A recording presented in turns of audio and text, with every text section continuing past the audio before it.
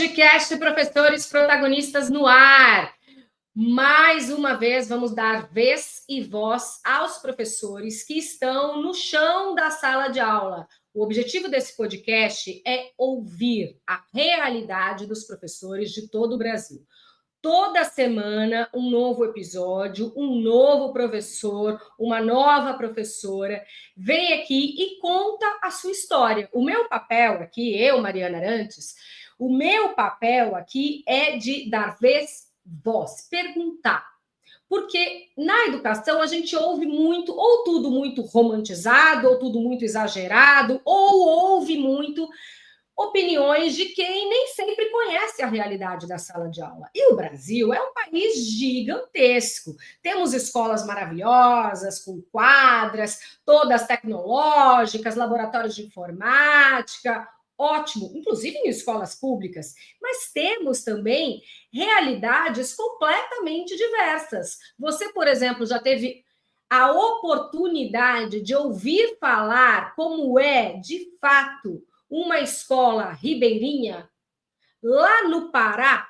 Eu estou em Recife, eu sou paulistana, estou em Recife. Já rodei o Nordeste todo, escolas de todo quanto é jeito, em São Paulo, já morei no Rio Grande do Norte, já fiz isso também no Rio Grande do Norte, faço muito aqui em Pernambuco, na Paraíba, Alagoas, na Bahia, mas eu, por exemplo, nunca estive no Pará. O que eu conheço da realidade das escolas do Pará é o que eu vejo na televisão. E hoje eu vou conhecer um pouco mais, porque a nossa convidada é uma professora de Ananindeua, no Pará, a professora Vanessa Gamboa, que se inscreveu para participar do podcast Professores Protagonistas, para ter a oportunidade de contar como é a realidade lá. Vanessa, eu não sei nem como começar a te agradecer. Primeiro, muito prazer, né? Obrigada pela confiança e pela oportunidade de te ouvir. Seja muito bem-vinda ao podcast Professores Protagonistas. Bom dia, Mariana. Eu é que agradeço o chamado, o convite, para que a gente possa trazer para o Brasil de modo geral, né? Porque a gente sabe que essa abrangência da internet hoje a gente consegue alcançar outras pessoas que não estão aqui no Norte, que não estão aí no Nordeste, mas que estão também no restante do país, e que a gente possa conversar e contar um pouquinho do que é essa realidade da educação ribeirinha, da educação no campo, né? Da educação, inclusive dos povos originários, que é onde o SOME, o Sistema de Organização Modular de Ensino, onde eu atuo, são as áreas onde ele está presente, onde ele está levando o ensino médio para essas realidades. Então, assim, é um enorme prazer estar aqui conversando, compartilhando aqui com vocês. Bom, deixa eu... eu tenho tanta pergunta que eu não sei nem se a gente vai conseguir fazer um episódio só. Você está na cidade de Ananindeua. Você é professora de ensino médio do Sistema de Organização Modular de Ensino. É isso nas Ilhas Ribeirinhas, nas áreas ribeirinhas, ou seja, aquelas ilhas mais afastadas da capital, por embarcações, onde a gente vê, por exemplo, que às vezes não tem celular, energia. É isso, e onde o ensino regular não alcança? Essa é a sua realidade? Exatamente. É isso, Mariana. Eu estou em Ananindeua no momento, mas porque eu estou de recesso, né? Ananindeua é aqui a região metropolitana. Mas as semanas eu passo todas elas nas regiões ribeirinhas. Então, como é que funciona o SOME? Né? Vamos contextualizar um pouquinho aí.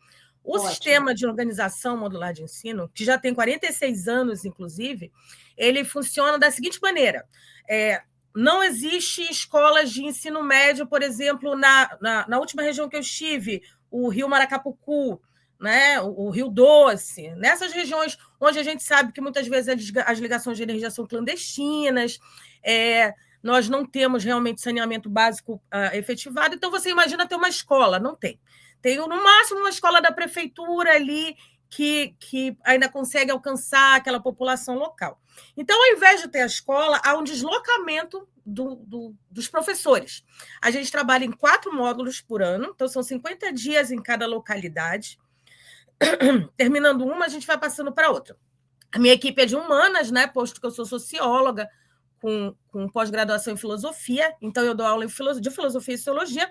Junto comigo tem colegas de história, geografia, estudos amazônicos, e aí a gente faz o nosso módulo, traz a escola até aquele aluno, né, a educação presencial para esse aluno, e quando a gente termina esse trabalho, aí em seguida entra uma outra equipe de linguagens ou de matemática, enfim, de cálculos, e assim a gente vai garantindo a essas populações a educação presencial. Onde é a escola? A escola vai. Não é o aluno... A escola somos nós, né? A escola são vocês. A escola são vocês. Então, a escola tradicional de sala de aula, pátio, não existe. A escola são vocês. Às vezes, na maioria delas, o que acontece? Existe uma pactuação do governo do estado com a prefeitura que nos cede um espaço dessa escola municipal, que é de nível fundamental, não é?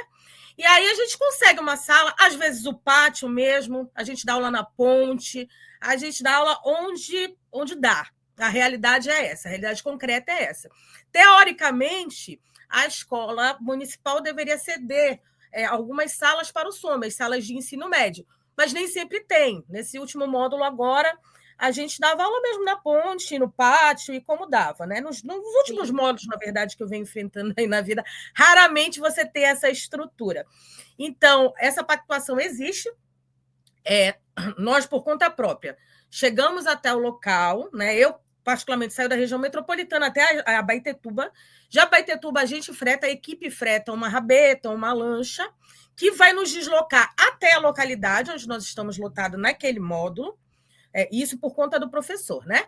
E lá, nessa pactuação, Prefeitura e Governo do Estado, eles nos dão uma casa no Rio, né? Para que a gente possa viver. Esse aluguel a gente não paga.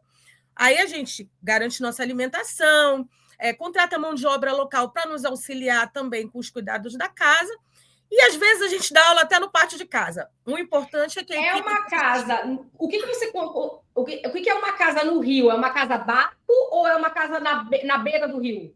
Para eu entender, porque eu sou bem leiga mesmo, então eu estou fazendo perguntas leigas, eu nunca estive no Pará. Eu conheço então, em cima do rio mesmo, é no mangue, porque nas regiões ribeirinhas, poucos os pedaços assim onde você tem, de fato, terra firme, né? Você anda por sobre as pontes, ou para ir para a escola você se desloca de rabeta. Então, esses alunos, inclusive, chegam na escola de rabeta. Eles não caminham, não tem por onde caminhar, com raríssimas exceções. Então, essa casa... muitas vezes, na verdade, na maioria das vezes em condição precária também, mas ela nos é cedida para que a gente fique esses 50 dias lá, e é em cima do rio, é dentro do rio, a água que sobe para o chuveiro é do rio, a realidade é essa, toda dentro do rio, né? E aquela coisa da energia, como eu te falei, muito precária, porque, na verdade, a Equatorial, que é a nossa companhia de energia, que não alcança essas regiões, então aquela ligação clandestina, essa realidade... muito semelhante do que se retrata na televisão. O que não corresponde, a gente até conversava anteriormente, né, Marina? O que não corresponde é essa história do sacrifício ribeirinho. O ribeirinho sabe, e hoje, inclusive, a gente tem uma luta para que haja cotas ribeirinhas para a Universidade Federal do Pará, mas a gente vai desenvolvendo aí ao longo da conversa essa questão. Não, pois porque assim, o que eu assim, é o que eu te falei, assim, são tantas coisas que a gente tem vontade de saber, ouvindo com calma, com paciência, com tempo e nas suas palavras, porque todas as entrevistas que a gente faz aqui no podcast Professores Protagonistas, inclusive, se você quiser se inscrever para participar ou quiser indicar alguém, sempre embaixo da entrevista fica aqui o formulário de inscrição, etc. E a gente liga, as entrevistas são gravadas, mas elas vão ao ar na íntegra, não tem nada editado. Entendeu? Porque a minha intenção é dar vez e voz e não só mostrar como a gente faz em televisão. Eu sou jornalista, eu já trabalhei, sou educadora, mas sou jornalista também, trabalhei muitos anos com jornalismo, inclusive com televisão. A televisão faz um material, às vezes, muito lindo, com muita qualidade técnica, mas é sempre muito enxuto. É sempre muito enxuto. Então, se o jornal tem meia hora, ele não pode ficar meia hora falando de um assunto, ele tem que ter ali 15 assuntos, 10 assuntos, no mínimo, onde às vezes o negócio tem 30 segundos, 40 segundos, aí você dá destaque para um fato ou outro. Então, além de falar pouco, a visão que fica, às vezes, eu tenho essa sensação, ou ela além dela ser... além de me faltar informação, às vezes eu acho um pouco romantizado. A figura do professor é romantizada e a figura da população, ela é coitada. coitada, inacessível, ignorante, isolada, que a gente fica perguntando assim, não é nem como as pessoas estão estudando, é como as pessoas estão sobrevivendo ali. Justo. O que é real e o que não é, na tua visão? Que tanto aparece na televisão, isso. Vamos, mais uma vez, contextualizar aqui para a gente entender um pouquinho como é que as coisas funcionam aqui no Pará com essas populações. A gente sabe que aqui no Pará, muito em breve, né, em novembro, agora vem a COP30. Isso. Então, são essas pessoas os protagonistas, de fato, da COP30, né? Em janeiro, agora no início de janeiro, nós tínhamos um secretário de Educação, Rocieli Soares, que já passou por São Paulo, já foi do MEC, enfim. E ele tentou aqui, aí eu estou tentando chegar lá e vou chegar, para você entender como as comunidades elas são conscientes dos seus direitos e como as coisas funcionam. Ótimo. Então, esse secretário que passou por aqui, que foi exonerado já, ele tentou implementar um sistema de educação EAD, o chamado CEMEP. O CEMEP faria o seguinte, substituir esses professores, presenciais das comunidades, e implementaria um sistema televisionado, onde as pessoas em Belém, da capital, transmitiriam esse conhecimento, mas assim, conhecimento completamente urbanoide, né? Não adaptado à realidade e distante. Agora você imagina essa transmissão num lugar ribeirinho, onde você tem precariedade de internet, onde a energia não é regular, onde muitas vezes você não tem nem o teto para dar aula, né? Quando chove, quando faz muito sol, você não consegue. Ou você encontra uma jiboia, ou a sala alaga, porque essa é a realidade. Ou você não tem sala, né? É no pátio, por ali. Então, esse secretário veio com uma ideia que eu entendo muito distante dessa realidade, como você mesma colocou antes, muito fantasiosa do que seria essa realidade da educação do SOMBRE, da educação do campo, da educação ribeirinha, né? Eu falo pela ribeirinha porque é onde eu atuo. E veio com essa ideia que é completamente incoerente diante do quadro de realidade. E aí, onde é que está o protagonismo dos nossos ribeirinhos? Em novembro, houve essa tentativa a partir de novembro de 2024, desculpa. Em novembro, esses ribeirinhos vieram todos conosco e fecharam a avenida principal aqui da cidade, da capital do Pará, que chama Almirante Barroso, Avenida Almirante Barroso. Fecharam durante um dia inteiro, até que fossem recebidos pela Casa Civil e pela SEDUC, pela Secretaria de Estado de Educação, né? Justamente tentando que não houvesse essa implementação, tentando garantir o seu direito à educação presencial.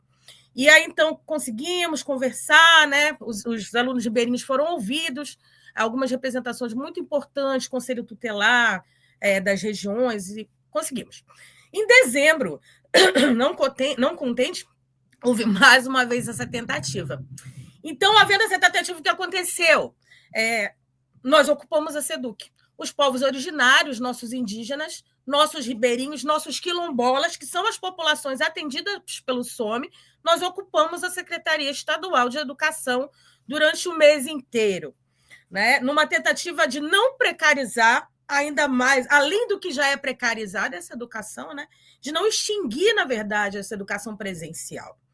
E aí nós ocupamos e conseguimos, então, que o governo do Estado retroagisse nessa ideia naquele momento. Então, você percebe que, na verdade, essas populações elas não são essa fantasia de escrita, né? Não são uma lenda amazônica, gente. Elas são populações vivas, são populações que têm consciência dos seus direitos, que lutam, que sabem exatamente o que querem para si.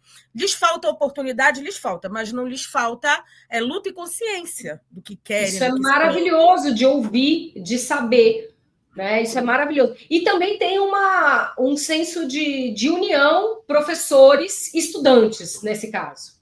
Aí é uma questão muito importante colocar sobre o SOME, porque como o professor ele vai residir na localidade, né? Ele não chega na sala de aula, ele volta, ele reside ali.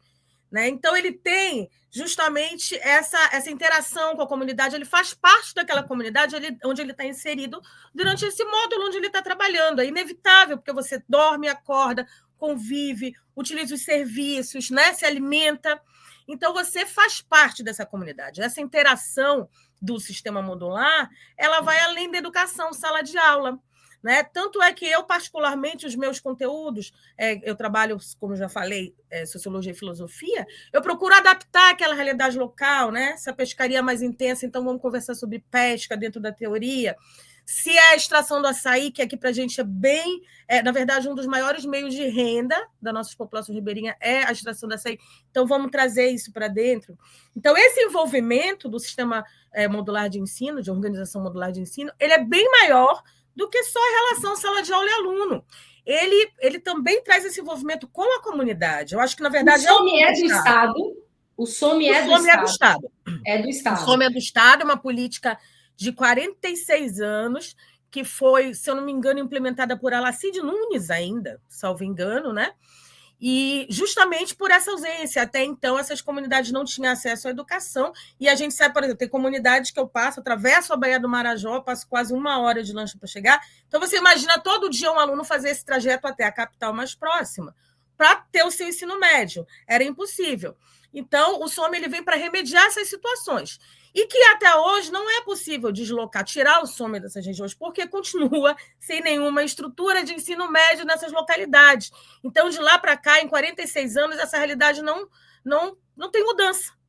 Então, assim, essa implementação de EAD, que foi uma tentativa, né, que fizeram, na verdade, e eu acredito e entendo, pelo menos foi a justificativa nos dada, que seria por uma questão de corte de gastos, na verdade, ela precariza a educação e retira direitos, gente, que são constitucionais, que é do estudante ter a educação ali, ter educação de qualidade, não é? Sem falar que eu acho que ia deixar esses povos mais isolados. Absolutamente. Na verdade, lhes tiraria qualquer oportunidade. Hoje, Mariana, a gente luta, inclusive a professora Camila Favacho, que é da UFPA, ela que iniciou esse movimento com o coletivo COCA, e a gente luta hoje para que as populações ribeirinhas elas tenham direito à cota, assim como os quilombolas têm, assim como as populações indígenas têm. Por quê? Porque a gente compreende as dificuldades. Se a maré seca, por exemplo, os alunos não conseguem chegar no horário de aula, né? Se chove muito, às vezes o aluno não consegue, às vezes vira uma rabeta. A gente sofre acidentes. Eu já caí de ponte, né?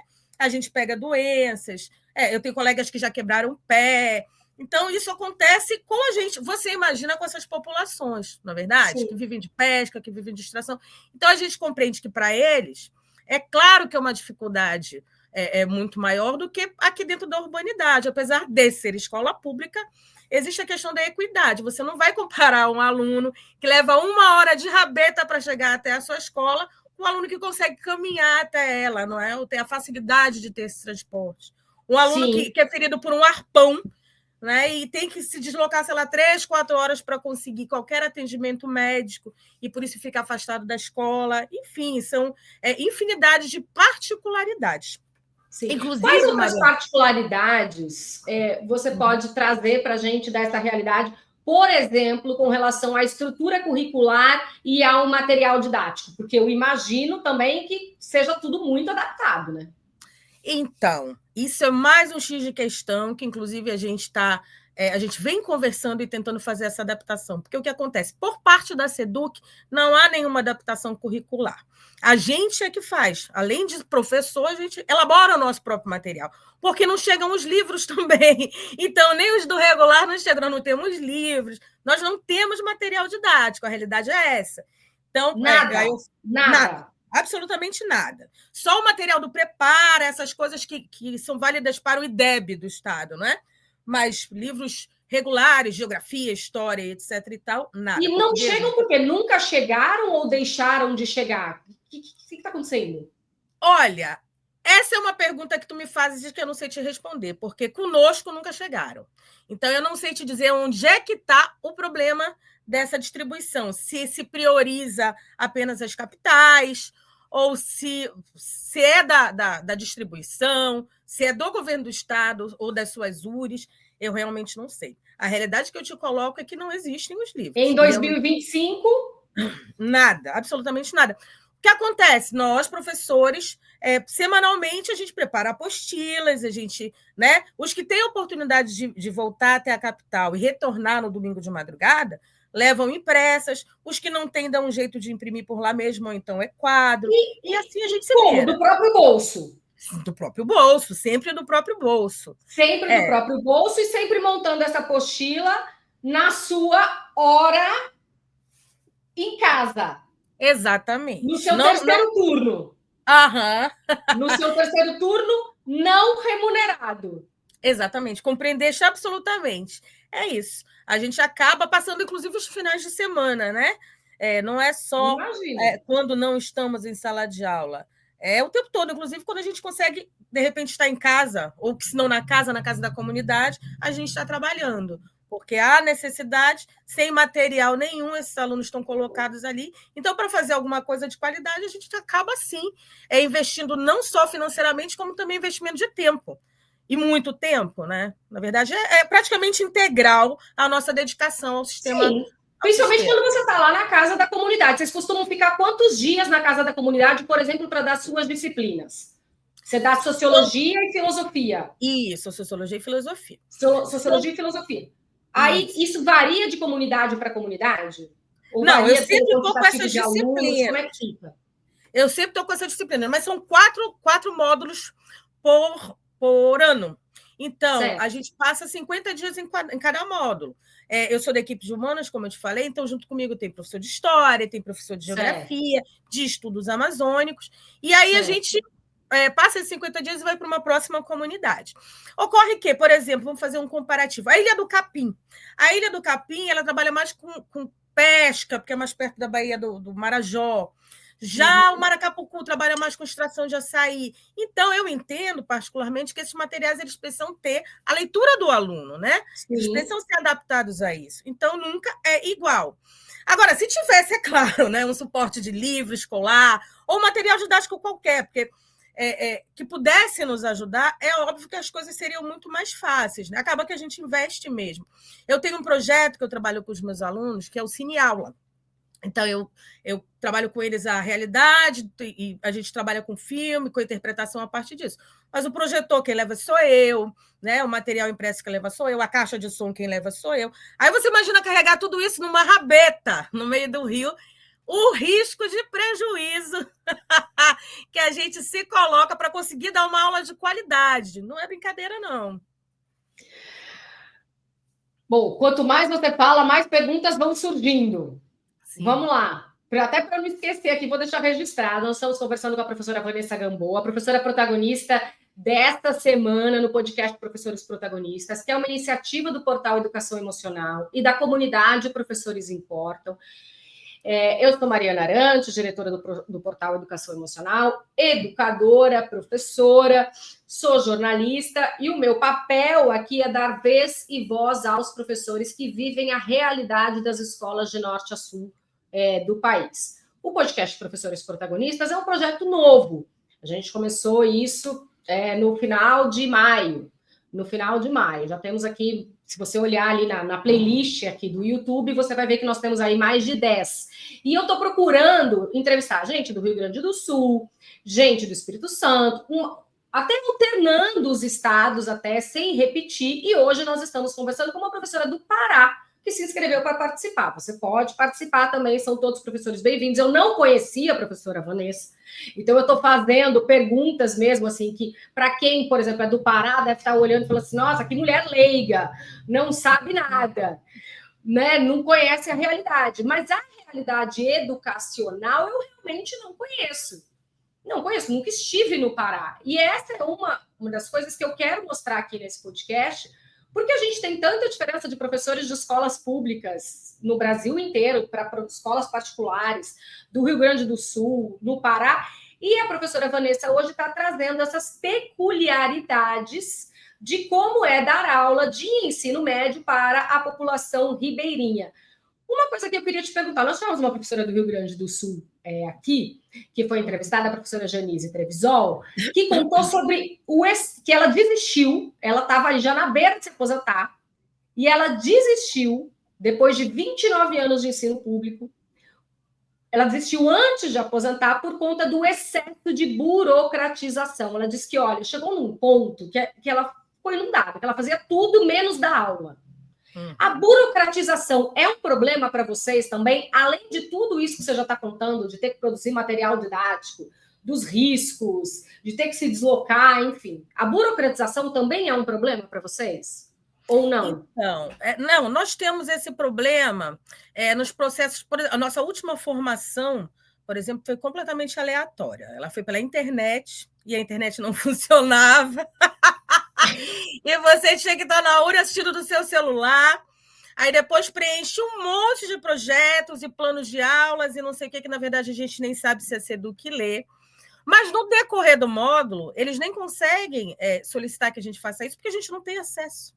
Entende? Então, assim, a gente realmente é também tomado por essa burocratização, mas apenas no momento, porque no restante desse momento, se eles cobrarem isso, a gente não tem como retornar, como dar esse retorno, porque a gente não tem internet, a gente não tem energia, a gente não tem sala de aula, não tem computadores, então é impossível qualquer coisa desse tipo, entende? Ainda que eles, cada vez, na verdade, a coisa vem se agravando. Esse ano eles cobraram bem mais do que nos anos anteriores. Mas se eles fizerem uma coisa dessa, a gente vai ter que ficar na capital preenchendo formulário e não vai lá. Aula, porque não tem como fazer isso onde a gente atua, né? Sim. Sobre essa diversidade que você falava, Mariana, é muito importante tocar no assunto muito importante.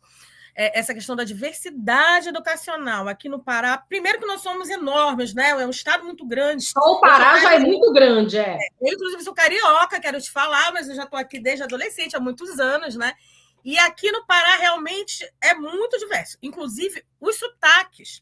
Se você vai para o sul do Pará, você tem um sotaque diferente. Na minha região ribeirinha, é um outro sotaque diferente.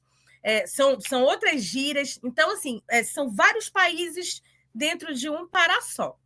E aí, compreendendo isso, inclusive, claro que nós temos o Sintep, o Sindicato dos Trabalhadores, que, inclusive, nós vamos ter um seminário agora, dia 1 e 2 de agosto, para pautar essas questões do SOME, né? Reunindo os professores do campo, porque, lembrando, o SOME atende os professores do campo, quilombola, indígenas e ribeirinhos, né? Então, essa diversidade também está no SOME. Hoje, nós estamos, inclusive, montando uma associação, porque, como a gente compreende que o CITEP é muito... compreende, na verdade, uma multiplicidade muito grande, a gente entende que o SOME precisa também de uma pauta, de uma leitura mais específica. E aí, hoje, a gente está tentando, está nessa busca, até com a ajuda de um advogado que trabalha com essas causas de trabalhadores, de servidores públicos, desculpa, o doutor Fernando Maia. A gente está montando agora um processo de construção dessa associação justamente para pautar essas questões específicas do SOME, inclusive essas questões burocráticas, inclusive as questões de estrutura, não é? De estrutura de trabalho, que, na verdade, parece que não tem. A ideia que se tem do SOME é muito assim, vai lá se tu tens coragem, sabe? Eu acho que, assim, como é isso, né? Assim, o que cai no concurso para esse professor? Em primeiro lugar, você tem certeza, né, do que você quer? Quanto ganha? O salário de vocês, pelo menos, é diferenciado? Eu vou te fazer essa pergunta aqui. Sim, o salário da gente é diferenciado. Nós temos uma gratificação SOME. Aí, por que essa gratificação SOME existe? Se você parar para pensar, se essa gratificação não é possível, amiga. Por quê, Mariana? Porque só de rabeta semanal a gente paga R$1.000, né? Dividido na equipe, para ir e para voltar. Eu, que moro na região metropolitana, moro entre aspas, porque, na verdade, eu moro na comunidade em que eu estou. Eu pago, no domingo de madrugada, eu saio daqui, então o táxi é de R$80 a R$100, até a região, até o porto, e a volta é a mesma coisa. Isso, e a volta é a mesma coisa. No porto, a gente tem uma lancha fretada, né, para a equipe, para que a gente não se atrase, e a gente paga mais essa lancha. Então, você coloca aí, além disso, calma aí. Além disso, a gente sustenta a casa de lá, porque a gente reside lá, e mais a casa da nossa família, que fica na capital, né? Porque aí a gente também tem esse desprendimento de ficar longe da família, de ficar... E sustentando duas casas. E mesmo que vocês estejam ali em quatro professores, que seja, né, sustentando a mesma casa, mas todo mundo tem a própria casa para sustentar. E vocês também estão pagando esse deslocamento até...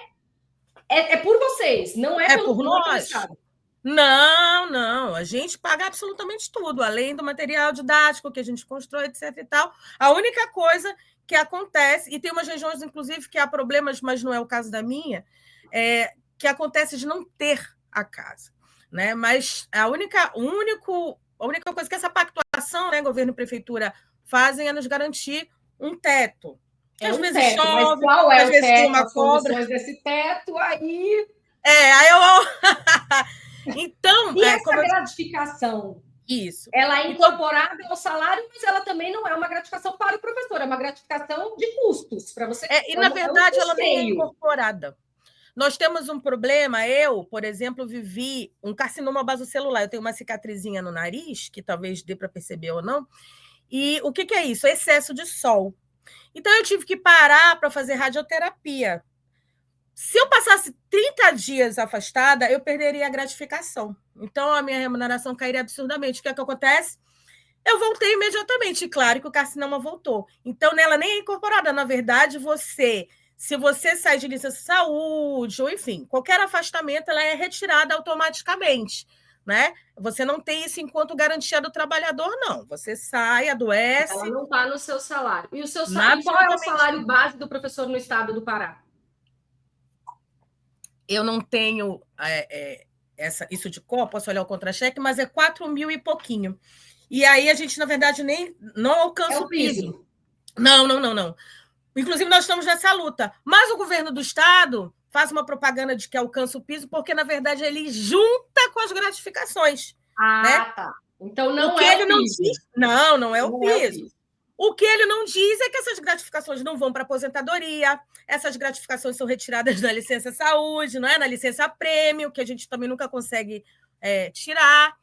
E aí, na verdade, não é o piso. O que a gente tem, o que a gente se aposenta é aquela coisinha mesmo baixa e básica da falta de valorização profissional dos professores, que eu acho que o Brasil inteiro vive, infelizmente. Né?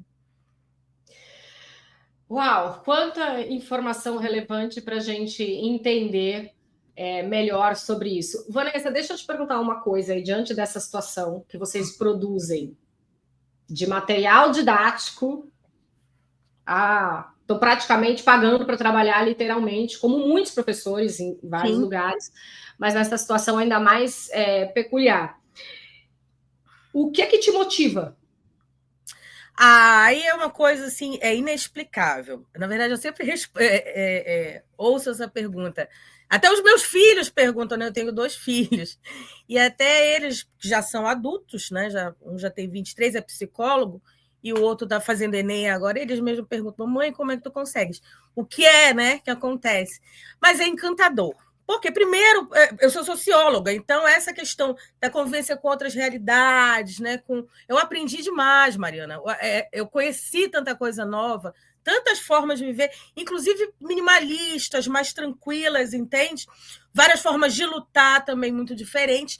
E os alunos, se tu souberes, se tu vê a gratidão, na verdade, esses alunos, eles são muito... Nossa, esse último módulo agora que eu fiz, que a gente trabalhou com cineaula, e eu coloquei os alunos para produzirem pequenos documentários.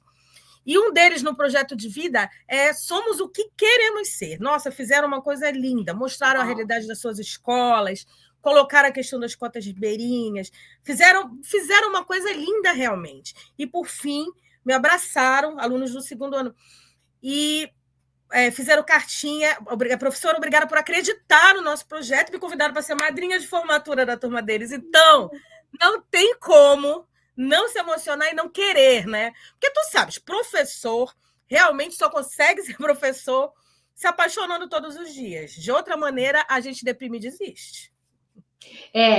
A saúde emocional na escola, para a gente aqui no Portal Educação Emocional, que é o core de todo o nosso trabalho, né, o coração de todo o nosso trabalho, é uma coisa importante, porque a gente sabe que o amor leva o professor ali, mas também, hoje em dia, a gente está com tantos problemas nas escolas que ele não é mais suficiente. A gente tem casos de agressão, enfim, os relatórios, a violência explodindo nas escolas, bullying, etc, etc. Como é a saúde emocional aí na relação professor-aluno, a saúde emocional na escola, a saúde emocional sua, do professor? Então, porque motivação a gente tem, é claro, mas às vezes a condição vai minando essa motivação. E vai minando a saúde mental do professor. Então, tem burnout, tem estresse em último grau, o afastamento da família não deve ser fácil, você ficar 50 dias sem ver seus filhos. Sim. Então, para além de todas essas questões que tu colocaste, no início do ano nós vivemos esse enfrentamento muito doloroso, né? Na verdade, desde novembro do ano passado. Então, nós iniciamos um ano. Quando eu digo nós, não estou falando só de mim, estou falando dos colegas que também estão ao redor e com os quais eu dialogo, né? Com os quais eu converso, que estão no meu convívio. Nós entramos um ano assim muito deprimidos, sabe? Muito desesperançosos, muito sem vontade, assim, sei lá, até de reagir. Mas foi mais pela questão do assédio moral, porque até a falta de condição de trabalho, etc. e tal, a gente suporta, porque os alunos que a gente tem, eles são diferenciados também. Dificilmente você vê uma escola ribeirinha onde você tenha violência, onde você não tenha respeito ao professor. Isso normalmente não acontece, porque a educação ribeirinha... Você tem alunos, por exemplo, de citar como a educação ribeirinha, que às vezes fazem fila para tomar bênção de você. Então, é bem diferente. Mas esse assédio moral que a gente tem vivido, esse ataque o tempo todo, então essa instabilidade de vai retirar a gratificação, de vai acabar com o some, de vai ter remoção, de não sei o quê, sabe, essa coisa de você não ter essa estabilidade, isso tem destruído a gente. Isso tem realmente nos deixado assim num estado emocional caótico e catastrófico, que eu não desejo nem para o meu pior inimigo. Imagina para um professor, porque quem é professor sabe o tamanho da nossa necessidade de dedicação. O trabalho é em casa, é fora da escola, é dentro da escola, é o tempo todo. Então, eu acho que ninguém merece, humanamente, a forma que a gente tem vivido essa pressão intensa, sabe, que a gente tem vivido. Isso realmente tem nos destruído, isso tem nos deixado... esse ano novo que nós passamos agora, antes de conseguir, em janeiro, fazer a retroação de uma lei que chamava 10.520, que destruía o SOME, que acabava com a lei do SOME, porque o SOME tem uma lei. Foi um ano novo terrível para a maioria, muita gente deprimida mesmo. A gente tem grupos de professores, né, onde a gente se comunica. E as pessoas, de modo geral, muito deprimidas. Nós tivemos professores que infartaram, professores que morreram nesse processo por AVC. Então, a coisa é muito complicada nesse sentido, viu, Mariana? Nessa questão emocional, nessa questão de saúde, as coisas estão muito difíceis mesmo. É um processo de muita resistência e eu nem digo resiliência, mas eu acho que de coragem. Nossa, tem sido realmente muito difícil, em suma. Diante de tanto assédio. Diante de tanto assédio, porque esse assédio que o governo do Estado tem feito, né, sobre vai acabar, vamos substituir professor por TV, aí você fica sem lotação, você não sabe para onde você vai, você não sabe se a sua remuneração permanecerá a mesma, você não sabe se você vai continuar no sistema. Então, é muito difícil lidar com essa instabilidade absurda, não só financeira, como funcional, Sim. que é o que o governo do Estado nos tem colocado. Então, o tempo todo o medo de ser perseguido, o tempo todo o medo do sistema acabar, sabe? E aí o tempo todo pisando em ovos e não sei o quê. Eu estar aqui conversando com você, por exemplo, é uma situação que eu me propus e eu não tenho problema nenhum de colocar, porque eu não estou relatando nenhuma mentira. Mas outros colegas diriam, não faz, porque é perigoso, porque pode acontecer perseguição, porque isso, por aqui, porque aquilo. Até porque existe muito desconhecimento jurídico mesmo, né? Mas é o tempo todo muito complicado emocionalmente lidar com isso. Não tem sido fácil. Como eu te falei, nesse processo aí, de novembro a janeiro, nós tivemos amigos, colegas, gente próxima, que faleceu mesmo, que teve AVC, que teve infarto, e eu não tenho dúvida nenhuma de que as coisas estão interligadas, porque você sabe que a saúde emocional é óbvio que ela reflete imediatamente no corpo. Sim. E vocês já tiveram algum tipo de capacitação, ainda que seja online, né? Sobre saúde emocional do professor, sobre saúde emocional na escola? Vocês têm um apoio psicológico? Eu imagino que você não tenha nem material didático. Eu vou perguntar sobre psicólogo. Na equipe de vocês, para ir acompanhar as populações, existe psicólogo? Porque Nós não temos... essas coisas são leis, né? Nós não temos nem acompanhamento pedagógico, Mariana. Infelizmente, o SOM é esquecido e abandonado de tal forma que nem acompanhamento pedagógico para os projetos que a gente desenvolve a gente tem. Nem recurso para esses projetos, porque eles são totalmente retirados do bolso, que eu estava te contando sobre os trabalhos, né, que eu fiz, que eu faço com os meus alunos. E nós, a equipe também, trabalhamos com horta sustentável, com tudo que é dentro da realidade, tudo é do nosso bolso. E não há nem essa orientação, essa coordenação pedagógica.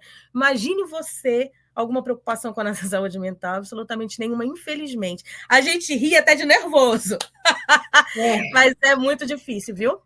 Essa parte realmente é terrível.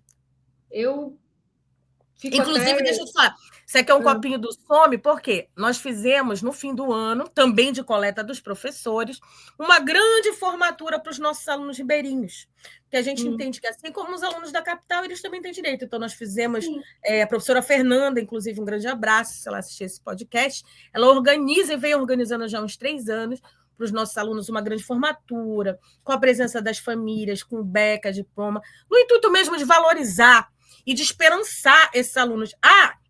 É bom que se diga que essa educação do SOME, ela tem colocado muitos dos nossos alunos nas faculdades públicas.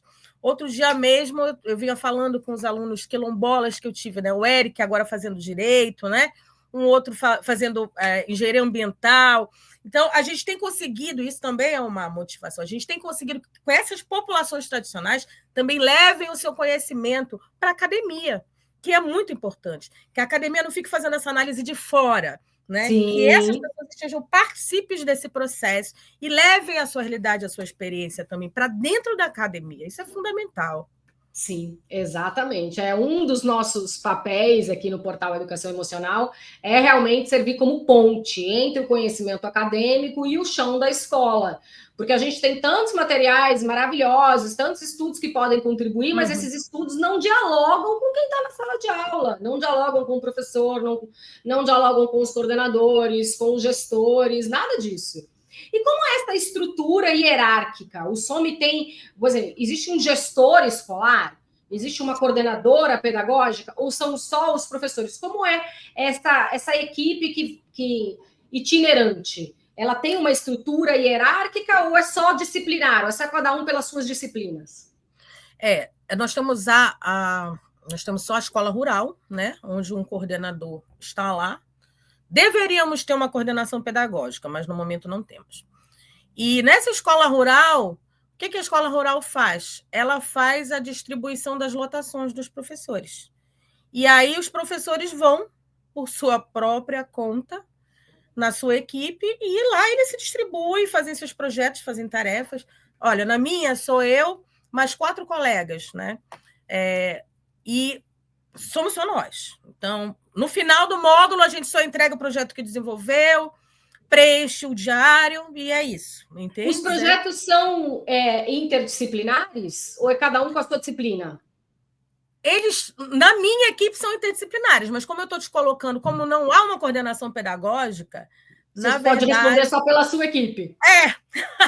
Infelizmente, sim, porque teoricamente existe na SEDUC, existiu nesse início de ano uma formação que solicitou e etc e tal, mas como não há acompanhamento, né, a gente sabe que... Quem são os professores da sua equipe? Quais são as disciplinas dos professores da sua equipe?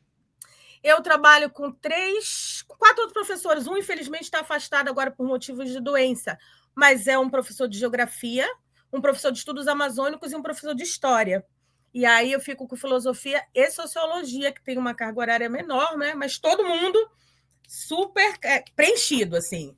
Todos os dias em aula, com pouquíssimas janelas, porque... Matemática, física e química tem alguém na tua equipe, não? Não, a minha equipe é de humanas. Quando passa equipe é só humanas, Isso. Aí vem a equipe de linguagens, depois vem a de matemática. Agora, uma coisa importante que eu queria te colocar, ainda bem que tu tocaste nesse assunto, Mariana.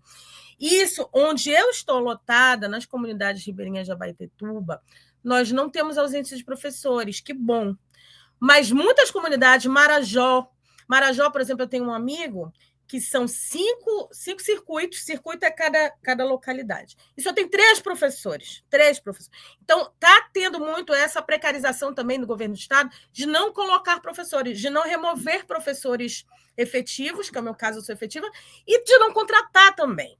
né? Uma tentativa, assim, para mim, muito clara de precarização para fazer a implementação do EAD. Porque aí diz, não tem professor, então vamos jogar a televisão.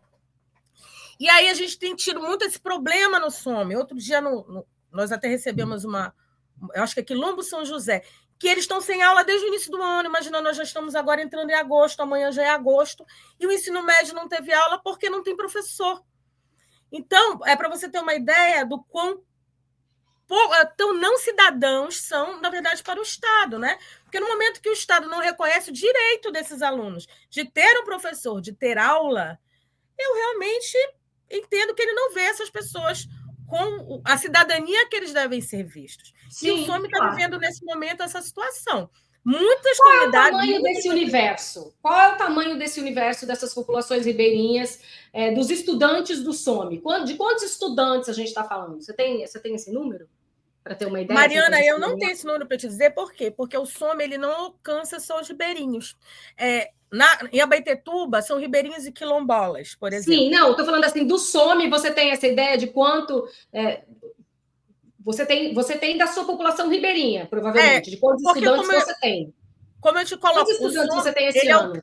Ele alcança todo o estado do Pará. Lá em Conceição do Araguaia, por exemplo, no Eldorado dos Carajás, já é uma população do campo, que planta abacaxi, sim, que trabalha com gado, né? Lá no Marajó... Aí tem uma outra parte que é quilombola. Isso.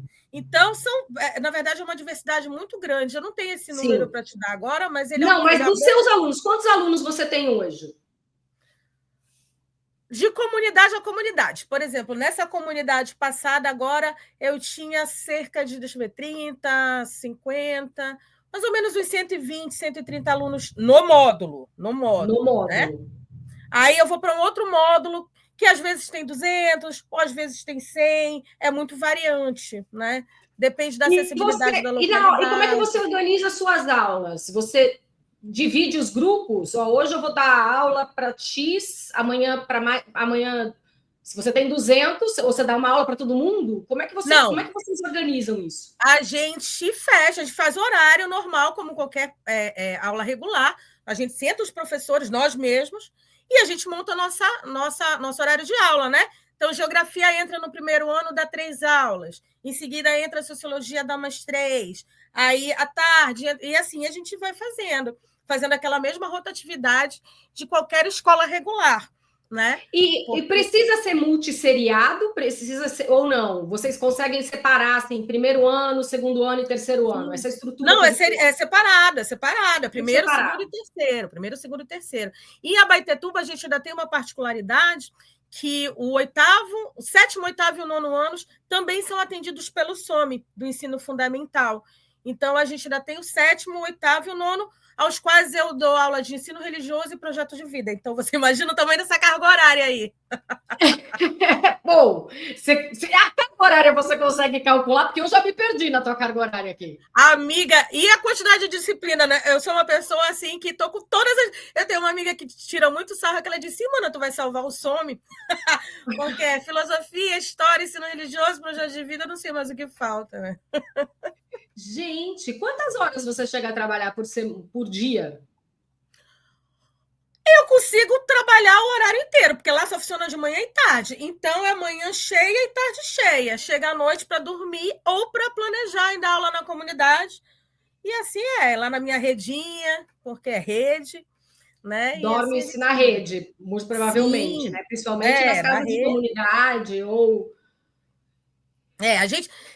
uma outra coisa interessante de contar, a gente anda com a casa nas costas, né? Cada módulo que a gente vai, a gente carrega os nossos equipamentos. Então, panelas, louças, nossos mantimentos, garrafão de água, botijão de gás, tudo, e o nosso isopor, porque não tem geladeira. Nosso isopor para manter a comida durante a semana, e a gente compra gelo, né? Então, a gente anda com a casa nas costas, todo o módulo. E aí, quando muda de um módulo para outro, paga o frete, põe tudo na lancha ou na rabeta, leva para outra comunidade, estou na nossa casa mais uma vez. Paga o frete do próprio bolso. Do próprio bolso. E sai carregando tudo, que também é nosso. Nosso botijão, nosso isopor, que é a nossa geladeira. E assim vai, né? Gente, mas assim, não tem... Quando você diz assim, não tem o mínimo, não tem o mínimo mesmo, porque o governo do estado poderia manter isso para quando vem os professores de outros módulos, já ter uma estrutura ali, para vocês não precisarem carregar até o botijão de gás. Pois é, deveria. Seria o mínimo, né? Mas se já tivesse livros, eu já ficaria feliz, sabe? Porque se nem livro tem, você imagina o botijão. Meu Deus! Não é. Como é que eu posso estar pensando em botijão de gás? A gente está falando de escola. Mas eu realmente, assim, desculpa se você está assistindo o podcast, ou se você é do Pará, principalmente, me desculpa. Eu sou extremamente leiga em vivências do Pará.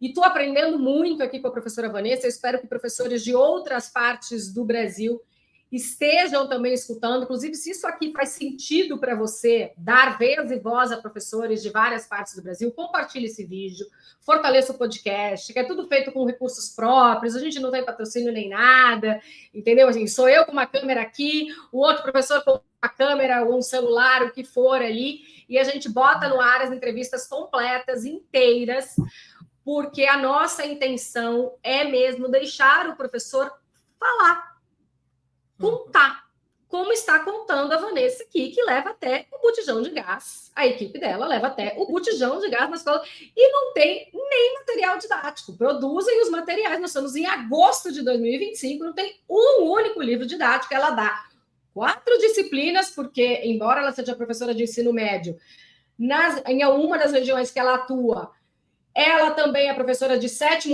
8º e 9º ano, do Fundamental 2.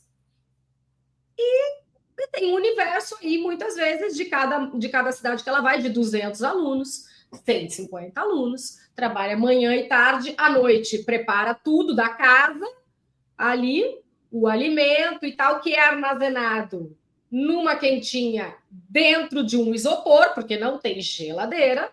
Uhum. Os alunos muitas vezes vão de rabeta, que é uma espécie de embarcação, porque não dá para andar.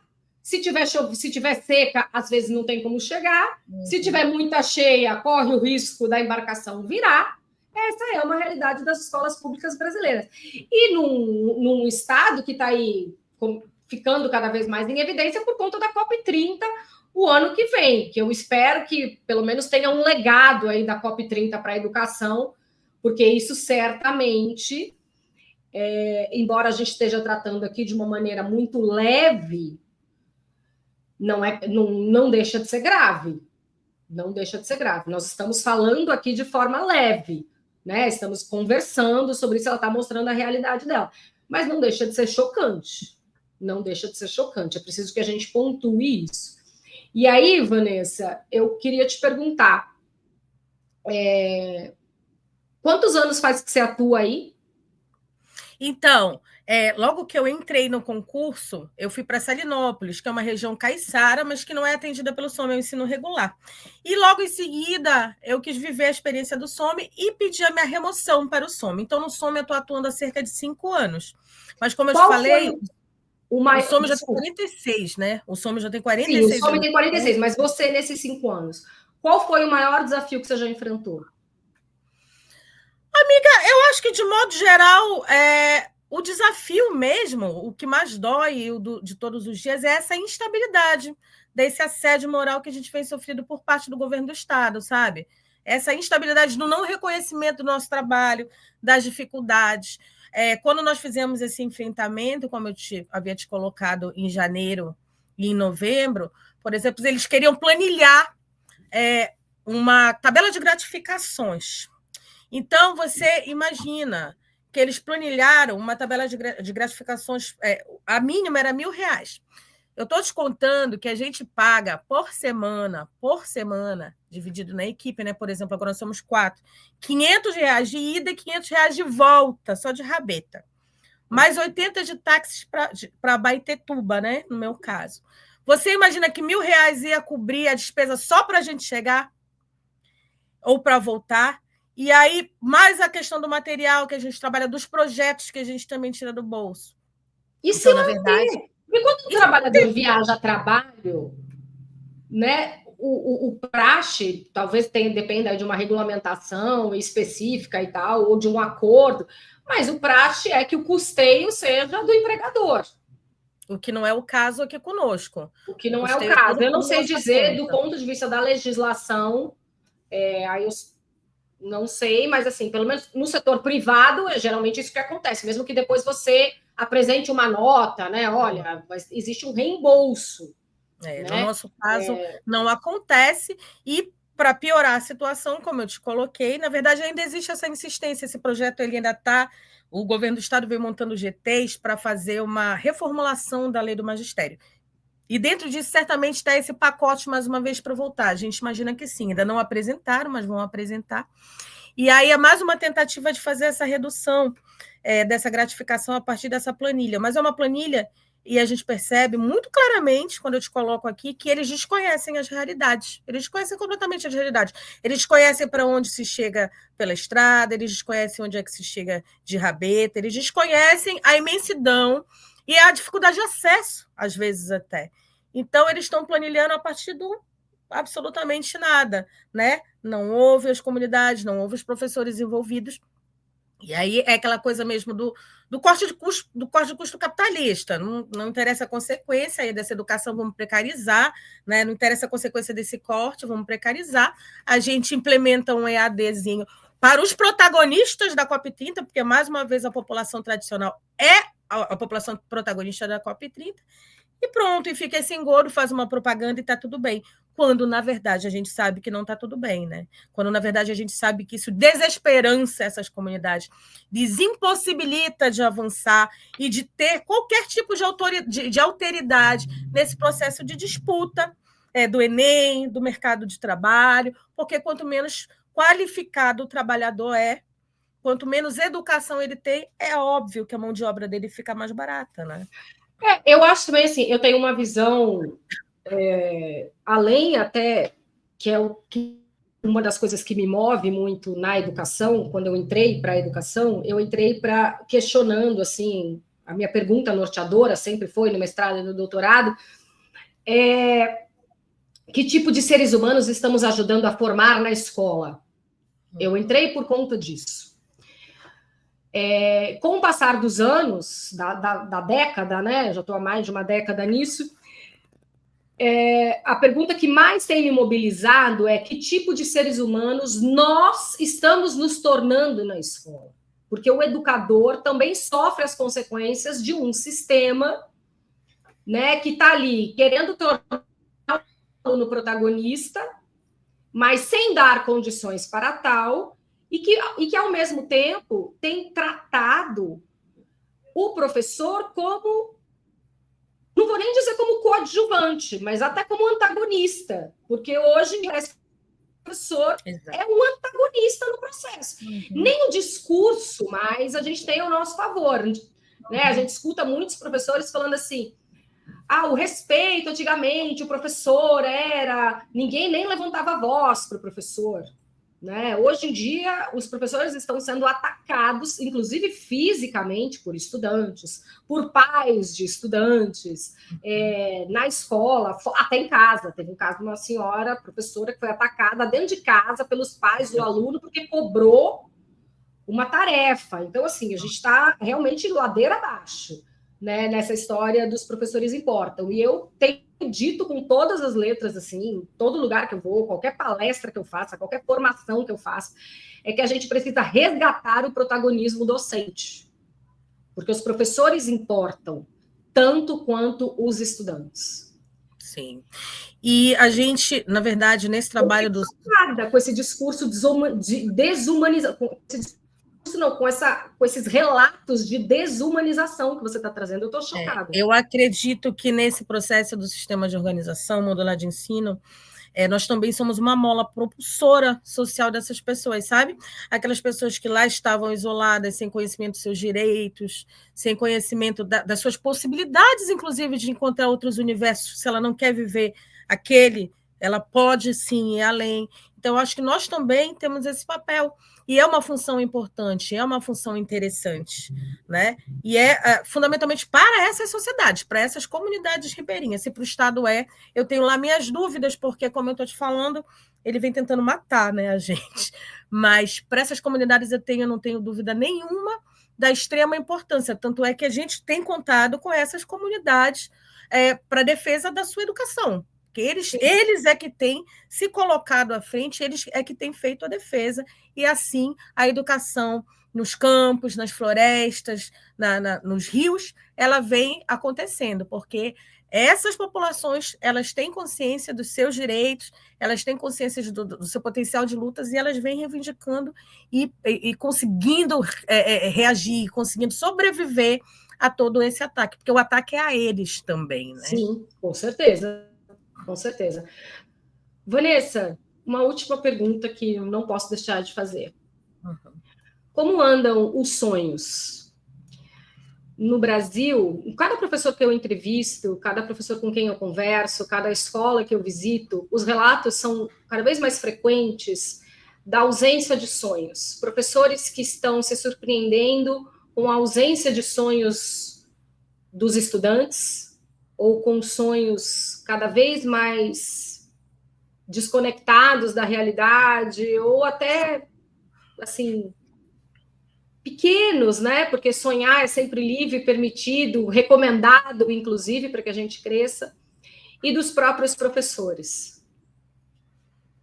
Quais são os seus sonhos e como você tem visto esses sonhos dos estudantes? Então, eu poderia fazer uma piadinha e dizer que o meu sonho é me aposentar. Mas a verdade, Mariana, é que eu não deixo a peteca cair, porque os meus alunos, como eu te contei nesse projeto anterior, né, desse módulo onde eu estive agora, ao final do vídeo que eles mesmos gravaram, que eles mesmos produziram, que eles pesquisaram ECA, pesquisaram Constituição, pesquisaram o Estatuto do Ribeirinho, e colocaram ali quais os direitos, quais os deveres, e o que é que eles podem, inclusive o tema, o nome era, né? Tudo o que podemos ser, tudo o que queremos ser. Então, quando eu vejo esse brilho, quando eu vejo essa florescência, sabe? É vivo como as águas, se renova, se renova, se renova. Então, quando eu vejo isso, o meu coração também se enche. Eu não deixo de ter essa esperança, essa alegria. Inclusive, mesmo quando eu estou muito deprimida e tudo mais, né, por conta de todo o arredor, eu entro em sala de aula, a vibe é outra, o app é outro, a conversa é outra, e aí a gente já renova. É como uma injeção de ânimo, realmente. Então, eu não vou te dizer que eu desacredito, não. Pelo contrário, acabou de acontecer, né? Terminou agora nesse módulo, e eu vi esse brilho nos olhos, e eu vi essa finalização, e eu vi eles felizes, e eles acreditando, e eles conhecendo um pouco mais de quem são e de quem podem ser. Então, eu não consigo realmente deixar a peteca cair. Ah, que maravilha, e que alento ouvir isso, e que alento. Vanessa, eu já vou te pedir 1000 indicações, se eu puder, eu quero conversar com um professor do SOME Quilombola, um da região de Eldorado dos Carajás, enfim, quero conhecer muito mais sobre vocês. Todo mundo também que está assistindo esse podcast pode indicar um professor protagonista ou pode se candidatar para ser entrevistado aqui, né, pelo podcast. É só mandar um e-mail para a gente ou ir lá no Instagram. Lá no Instagram já tem a ficha de inscrição, enfim, é só procurar a gente, entra no grupo de WhatsApp do Saúde Emocional na Escola, enfim. Nós precisamos dar vez e voz a todos os professores. Mariana, deixa eu só te agradecer. Uma vírgulazinha que eu tinha esquecido. Quem me inscreveu aqui foi uma amiga, a Dani, que também é professora do SOME, de outra região, e me contou: olha, eu te inscrevi porque tu falas bem, porque tu gosta de falar, e assim cá está. Obrigada, Dani. Okay. Tá vendo? Tá vendo? Um beijo para a Dani, que indicou essa preciosidade. Dani, quero te entrevistar também. Professor, não precisa falar bem, gente. Não precisa falar bem para vir para cá, não, porque é a história de vocês. Não é uma prova, nada disso, não. Assim, não tem uma prova, é a história de vocês. E ninguém conhece melhor a própria história, a própria realidade do que vocês mesmos. Aqui é só um veículo para a gente dar vez e voz e ajudar a resgatar o protagonismo docente. Esse aí é o meu propósito de vida. O meu propósito de vida, eu tenho, aos 50 anos de idade, a felicidade, o privilégio de trabalhar com o meu propósito de vida, que é cuidar dos professores hoje. Então, o que eu posso fazer, eu faço como pesquisadora, como educadora, como jornalista, juntando aí as questões e trabalhando sempre a saúde emocional na escola. Vanessa, o que a gente pode falar para os outros professores que estão aqui ouvindo? Muito obrigada, viu? Muito obrigada pela oportunidade, para que a gente coloque, né, que as pessoas conheçam um pouquinho mais aí da nossa vida, de como funciona o SOME, do que são essas pessoas que estão lá na curva do rio, né, como diria o Guimarães. E aí, eu só tenho, na verdade, a agradecer, e eu espero que os colegas do SOME que estejam ouvindo se inscrevam também, porque tem muita coisa que a gente precisa contar, porque se contando ninguém acredita, você imagina não contando, não é verdade? Menina, não é isso! Só vendo lá os trechos no noticiário da TV, a gente não tem ideia disso, entendeu? Não tem ideia. Então, vamos usar a internet para propagar essa mensagem. Vanessa, muitíssimo obrigada. Eu é que agradeço, Mariana. Muito obrigada. E sigam aí o @some_pará, viu? Também. Você que está nos assistindo, nos ouvindo. Lá a gente coloca também todos os dias, de todas as localidades aí que a gente tem acesso, o professor manda, a gente está lançando, está mostrando como é o trabalho, está mostrando, enfim, além de variedades, o SOME está sempre ali para que as pessoas possam conhecer um pouquinho, nem que seja um pouquinhozinho do que acontece dentro desse sistema. Maravilha, maravilha. Muito obrigada, Vanessa. Se esse vídeo faz sentido para você, espero te reencontrar muitas e muitas vezes, viu? Obrigada mesmo. Obrigada mesmo. Se essa entrevista com a professora Vanessa Garcia, contando a realidade da escola dela, de onde ela dá aula, ela é praticamente a escola, ela e os professores do módulo dela são a escola. Compartilhe esse vídeo, ajude a fortalecer esse movimento de resgate do protagonismo dos professores. Há muitos professores protagonistas em todo o Brasil. O professor também é gente. Se a missão da educação é fazer com que o aluno cresça, a gente precisa colocar o professor de volta no posto onde ele sempre deve estar, também como protagonista do processo educativo. Esta é uma iniciativa do Portal Educação Emocional, da comunidade Professores Importam. Você também pode entrar para a comunidade Professores Importam, é só apontar o seu celular para o QR Code na tela, inclusive tem um desconto para quem entrar aqui via podcast. A comunidade Professores Importam é uma comunidade semestral ou anual, onde toda semana a gente manda um exercício prático sobre saúde emocional na escola. Você tem cursos ali, inclusive, com certificação de inteligência emocional para educadores. Tem um encontro uma vez por mês, ao vivo, comigo, com outros professores que estão também construindo essa comunidade. Pode fazer, a gente faz questão de fomentar parcerias de pesquisa, parcerias interdisciplinares, para que todos possam se ajudar. Tem essa fama, né? O professor tem essa fama de ser uma classe muito desunida, mas nós estamos literalmente remando contra a maré e conscientemente. E, por favor, compartilhe esse vídeo, ajude a fortalecer esse movimento. E a gente se vê no próximo episódio, tá joia? Eu espero muito que vocês sempre estejam por aqui. Até mais!